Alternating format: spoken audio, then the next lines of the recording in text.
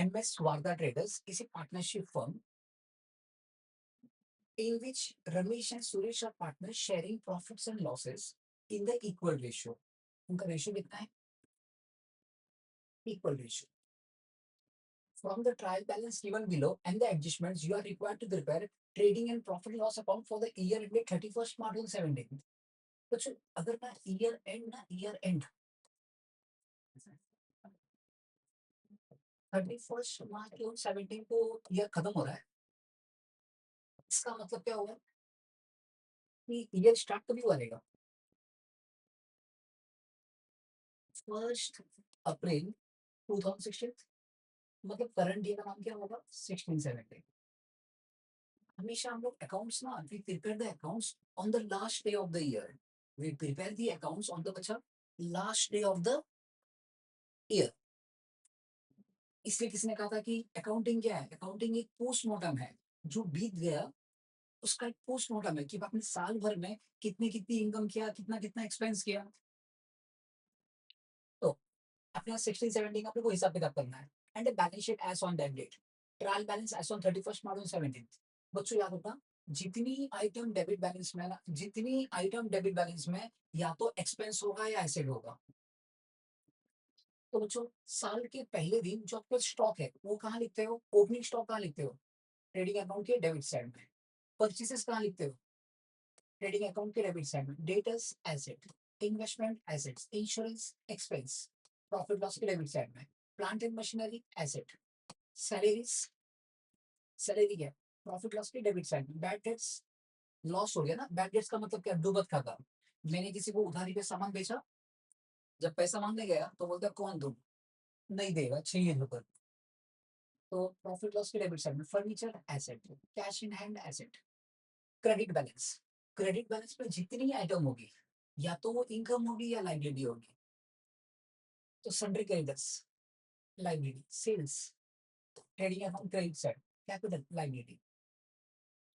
चलिए अभी आप देखिए, closing stock is valued at 28,000। Closing stock मतलब, क्लोजिंग स्टॉक मतलब goods remaining unsold, goods remaining unsold at the end of the year. साल के एंड में जो गुड्स बच गया। सर जैसे ही गुड्स बोल दिया तो क्या बोलने का? खुल जा सेम सेम। क्या खुल जा सेम सेम? ट्रेडिंग अकाउंट खुल जाएगा। तो closing stock is valued at 28,000। तो कहाँ लिखोगे इसको? एक तो लिखोगे ट्रेडिंग अकाउंट के क्रेडिट साइड में, और दूसरा साल के एंड में जो सामान बच गया ना वो आपका क्या है? वो आपका एसेट है, बैलेंस शीट के एसेट साइड में। Goods of ₹3,000 distributed as free samples. एक ऐड आती है ना, पहले इस्तेमाल करो फिर विश्वास करो। तो हमने क्या किया, हमने जो भी प्रोडक्ट बनाया, प्रोडक्ट हमने फ्री में बांट दिया। फ्री में क्यों बांटा? मार्केटिंग करने के लिए, एडवर्टाइजमेंट करने के लिए। तो क्या नहीं से मेरी दुकान से गुड्स बाहर जा रहा है, और जब भी दुकान से गुड्स बाहर गया ना, जब भी गुड्स दुकान से बाहर गया तो आप इसको लिखते कहाँ हो? ट्रेडिंग अकाउंट की क्रेडिट साइड में। एनी आउटफ्लो ऑफ गुड्स, देखो क्या होगा ना, जब सेल करोगे तो गुड्स बाहर जाएगा जाएगा। लेकिन बहुत बार तो ऐसा होता है कि आपने सेल नहीं किया फिर भी गुड्स बाहर चला गया।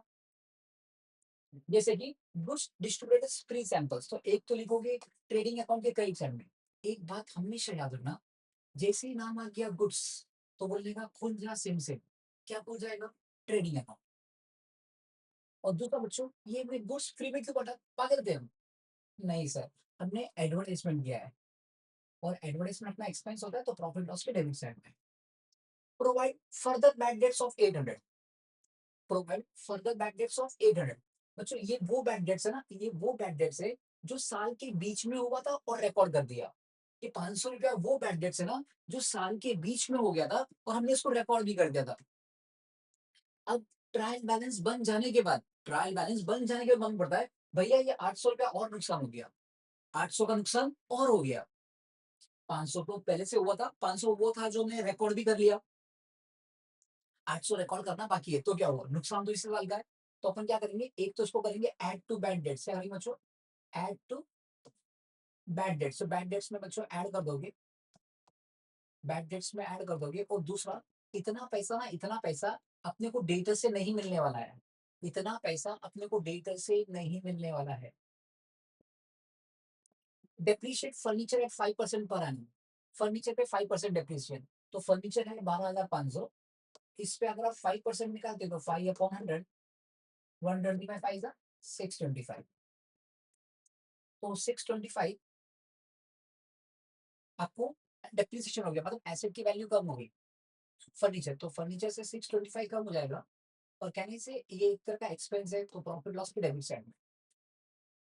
इंश्योरेंस ऑफ 1875 प्रीपेड, प्रीपेड का मतलब होता है हमने अगले साल का खर्चा, अगले साल का खर्चा अभी दे दिया। देखो ना, अगले साल का खर्चा आपने अभी दे दिया। याद करो अक्रूवल सिस्टम, अक्रूवल सिस्टम क्या बोलता है? Only expense of the current year, only expense of the current year, मतलब इस साल का सारा खर्चा इस साल के अकाउंट्स में आना चाहिए। अब मान लीजिए मैं कोई एग्जाम्पल देता हूँ, कि मान लीजिए मेरा एक क्लासरूम है जिसका भाड़ा है 1 महीने का 1,000। अगर 1 महीने का 1,000 है, तो 12 महीने का 12,000 होना चाहिए। लेकिन मैंने क्या किया, जो मकान मालिक थे ना उसको मैंने 20,000 दे दिए, तो मेरी जेब से पैसे बाहर कितने गए? 20,000। लेकिन इस साल का खर्चा कितना? सर इस साल का खर्चा तो 12,000 ही है। अप्रूवल सिस्टम यही तो बोलता है। तो ऊपर का जो 8,000 है वो प्रीपेड है। तो जो 20,000 जो मैंने पे किया ना, इस 20,000 में से 8,000 तो इस साल का खर्चा नहीं है। और अगर इस साल का खर्चा नहीं है तो इस साल के खर्चे से निकाल देने का। और दूसरा, ये अपने आप में साल के आखिरी दिन के लिए ये एक तरह का एसेट है। क्यों? क्योंकि अगले साल कितना वो कम पे करना पड़ेगा। तो इंश्योरेंस कहाँ पे? इसमें से लेस करोगे 1875, और दूसरा ये अपने आप में एसेट है। चलिए शुरुआत करते हैं फटाफट। यहाँ से शुरू करते हैं। ओपनिंग स्टॉक कहाँ लिखोगे? इधर। तो ओपनिंग स्टॉक कितना बचा? 32,500। परचेसेस, टू परचेसेस कितना? 44,500। डेटस, डेटस कितना बच्चों? 1,00,000। डेटस है कितने? 1,00,000, लेकिन उसमें से ना बच्चों 800 रुपया कम करना है। तब क्या लिखोगे? Sundry debtors how much? 1,00,000। इसमें से ये जो है ना 800 रुपया, ये तुम्हारा 800 रुपये क्या है? न्यू बैड डेट्स है। बिकॉज ये एडजस्टमेंट का है ना, तो दोनों इफेक्ट साथ साथ में देना। तो अपन क्या काम करते हैं कि इसको एक लाइन छोड़ देते हैं, या फिर अगर साथ में लिखना तो लिख लीजिए। लेस कर देंगे अपन, मैं ये रेड कलर से लिख देता हूँ। एडजस्टमेंट के दोनों इफेक्ट हमेशा साथ में देना। हाँ, लेस न्यू बैंडेड्स। न्यू बैंडेड्स कितना है? It is 800। तो 1,00,000 में से 800 गया तो ये बचा 99,200। लेकिन तुरंत इसका सेकंड इफेक्ट देना। सेकंड इफेक्ट कहाँ पे होगा? Add to, add to bad debts. तो पहले बैंडेड्स लिख लीजिए आप। तो यहाँ पे लिख लिया टू बैंडेड्स। ये वो बैंडेड्स है ना जो, देख ट्रायल बैलेंस हमको ये दिखाता है the actual transaction which has taken place during the year, मतलब वो घटना जो घट चुकी है। और एडजस्टमेंट ये दिखाता है जो बाकी है। Adjustments are those transactions which are not been journalized, जिसकी जर्नल एंट्री अभी तक हमारी नहीं हुई है। तो बैड कितना है? पहले से कितना हो गया था? 500। ये वो बैड है जो मैं रिकॉर्ड कर दिया है। और 800 रुपया वो है जो ट्रायल बैलेंस बन जाने के बाद मालूम पड़ा। एंड न्यू बैड 800, तो ये आ गया 1,300। इन्वेस्टमेंट एसेट है। इन्वेस्टमेंट कितना बच्चों? कितना इन्वेस्टमेंट है? It is 40,500। उसके बाद इंश्योरेंस, बच्चों आपने इंश्योरेंस पे तो किया 10,200, लेकिन इसमें से ना, इसमें से इतना ना इतना अगले साल का खर्चा है। तो अपने आप को पूछो क्या ये खर्चा इस साल का है? नहीं सर। तो निकालो खर्चे से। तो यहाँ पे क्या करेंगे? इंश्योरेंस अपना एक्सपेंस है। ये क्या किया मैंने? ये तुम्हारा प्रॉफिट लॉस अकाउंट है। ओहो, ये सब चीज यहाँ आना चाहिए था। ये एसेट है, ये बैलेंस शीट है। मैं इधर यहाँ लिख लेता हूँ। सनरेगस 1,00,000। यहाँ पे क्या था? लेस न्यू बैंडेड्स कितना? 800। और ये भी तो यहाँ पे आना चाहिए था। ये तुम्हारा प्रॉफिट लॉस अकाउंट है, मतलब मिस्टेक हो गई है बहुत अच्छे खासी। चलो मैं ना यहाँ से लिख लेता हूँ। 1,00,000 में से 800 गया तो 99,200। और यहाँ पे इन्वेस्टमेंट कितना? 40,500। तो ये यहाँ से रब कर दिया, ये एसेट साइड में आएगा बच्चा लोग। और ये जो है ना बैड डेट्स वाला वो नीचे आ जाएगा, टू बैड डेट्स 500, इसमें ऐड कर दोगे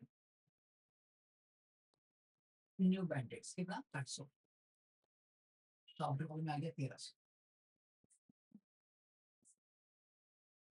ओके, वहाँ पे देखो इंश्योरेंस, इंश्योरेंस अपना क्या है एक्सपेंस, तो यहाँ लिख लिया टू इंश्योरेंस कितना 10,200। सर लेकिन 10,200 में से ना हमने जो 10,200 पे किया है ना उसमें 1,875 नेक्स्ट ईयर का है, और इस साल का खर्चा नहीं है। तो इस 10,200 में से अब क्या करोगे 1,875 कम कर दोगे, तो लेस करोगे क्या लिखोगे यहाँ पे प्रीपेड इंश्योरेंस कितना 1,875। तो इसमें से अगर मैं 1,875 लेस कर दूं आई गेट 8,325।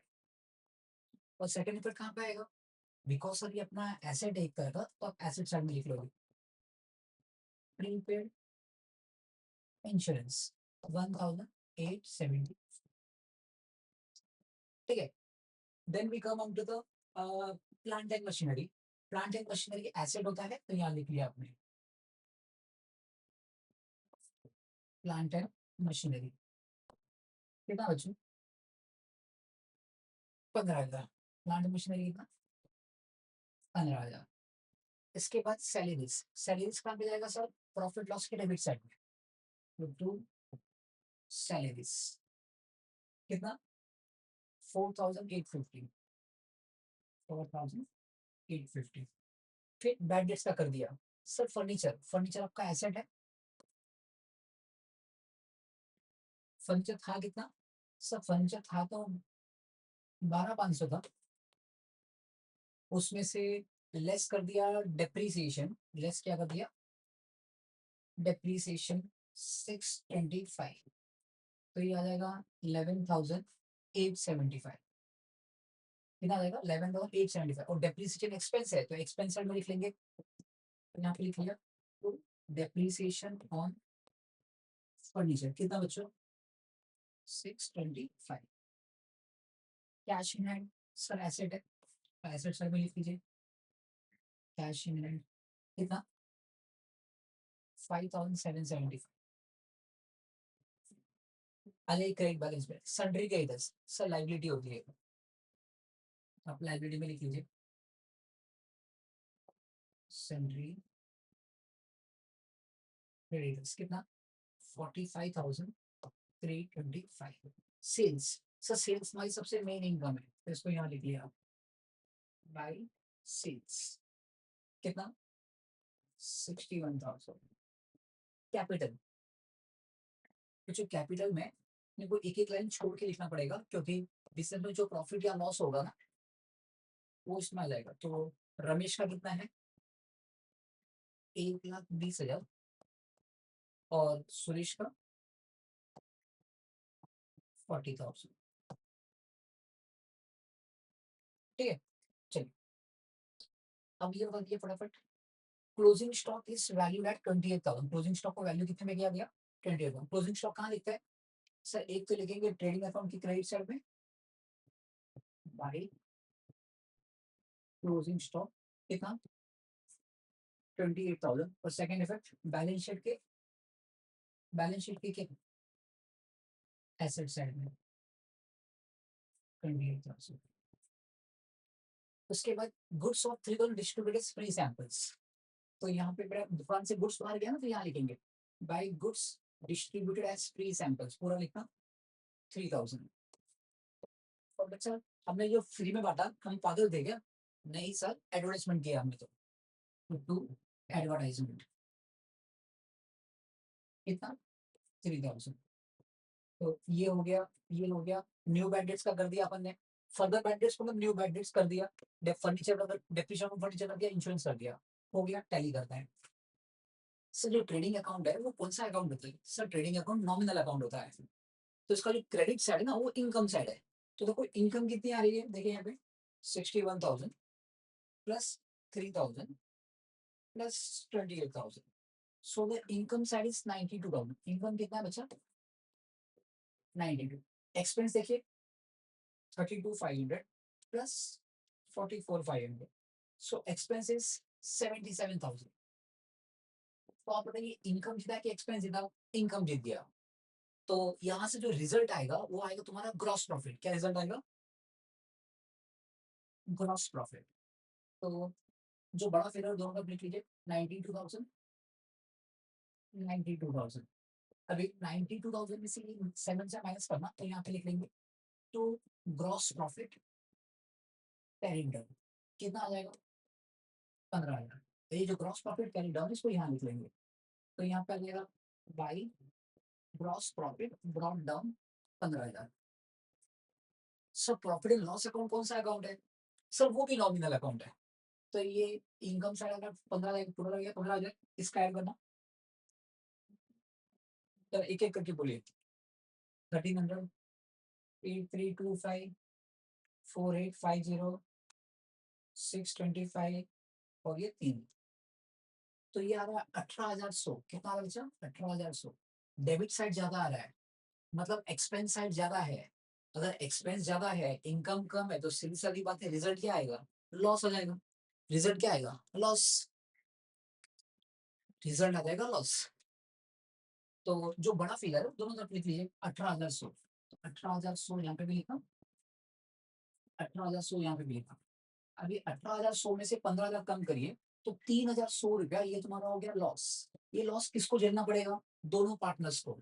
तो यहाँ लिख लोगे बाई नेट लॉस।